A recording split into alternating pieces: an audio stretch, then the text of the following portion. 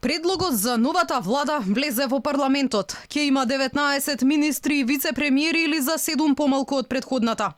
За мандатарот Заев станувало збор за цврста владина коалиција која ќе работи во полн 4-годишен мандат и ќе се стреми кон стратешките приоритети: НАТО и Европската Унија, модерно образование, силни институции и борба со коронавирусот. За тенкото мнозинство во парламентот кое дојде до израз уште на првата собраниска седница, Заев вели не бил загрижен.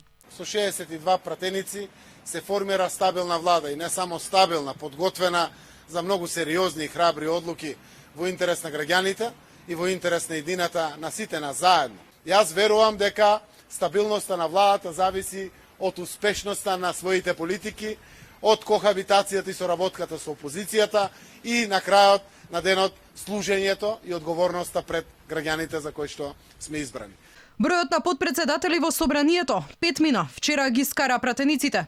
Од ВМРО ДПМН обвинија оти тоа ќе биде непотребен трошок врз грбот на граѓаните.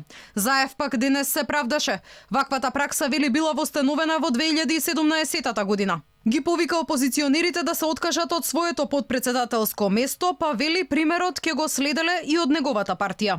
Нека се откаже ВМРО ДПМН од свој представник како ВМРО ДПМН за подпредседател на собранието, ќе се откаже и СДСМ од свој представник за подпредседател на собранието и еве имаме 3. Но во деловникот вели дека најголемата опозициона партија има еден подпредседател. Пратениците сега ќе треба да ја разгледаат владината програма и биографиите на предложените министри и вице-премиери. Потоа се очекува собранискиот спикер Талат Џафери да свика пленарна седница на која ќе се гласа идниот владин состав.